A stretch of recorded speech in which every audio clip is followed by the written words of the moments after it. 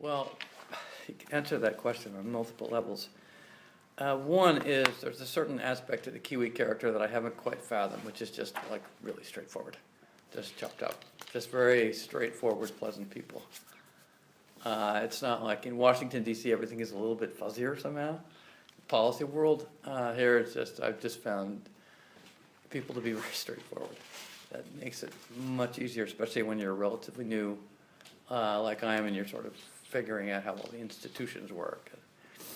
So there's something, it's just a, I don't know, it's just the way you guys are.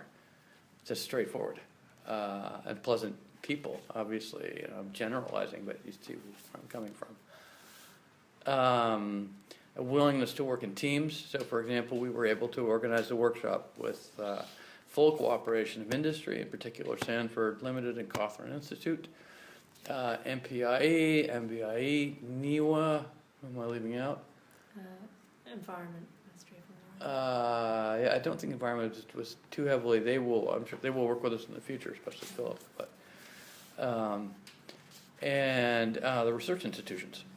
It's just everything just came together, and it was people just embraced it. It's not like it's no fun doing a project if you feel like you have to twist arms to get people to go to do X, Y, and Z. Then it's just like, why bother? Because they're not going to follow up anyway. So if it's just going to be a workshop, to me, workshops are a means to an end. They're not an end in and of themselves.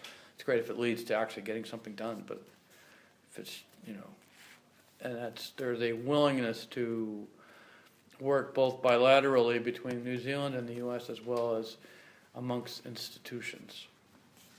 So it creates, as any of you, I'm sure many of you have implemented complex projects over the years, you get a fairly good sense when something is going to work, when the overall landscape is conducive to getting things done. And this is here in spades, just no question about it, both locally within New Zealand. Another step that, and I'm going to Nelson tomorrow, is industry has indicated their commitment to contributing to this issue. Part of it is, okay, they want to keep their businesses, but also they just they want to keep their businesses viable and future-proof, shellfish aquaculture. But another part too is that they just simply want to be part of the solution, for the same reason that Alan Parton, who had absolutely, the guy from Whiskey Creek Shellfish Hatchery, he has no interest in New Zealand shellfish aquaculture. That's not how he makes his money. I'm not sure he'll ever come here again. I don't think he even envisions if he does it will be on vacation. But he has no long-term agenda. His only long-term agenda is that he has seen with his own eyes what ocean acidification is doing to coastal ecosystems and his own business. And he simply feels like he has to spread the word.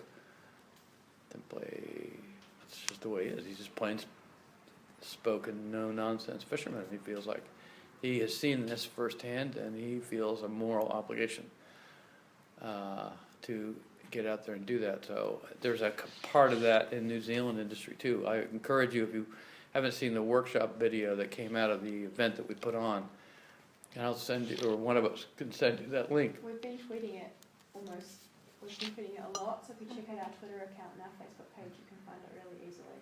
Especially during the Oceans Conference, we shared it really aggressively, I would say. So yeah, just check it out. There's heaps of links. Yeah, great. But if there's a star of that video, it's Ted Coley from Sanford Limited. And he says flat out, he says, we do not want New Zealand's first exposure to ocean acidification to be a massive shellfish mortality event. So when these guys, when they get religion, they just, it's there. So anyway, yeah, and again, so both, that's the contribution within New Zealand, and then again, it's the interest. And from day one, when we wrote our first proposal, the idea was to also use New Zealand as a platform for the broader Asia-Pacific region, and people were completely on board with that notion. And New Zealand is just such a no-brainer for a platform. It makes perfect sense.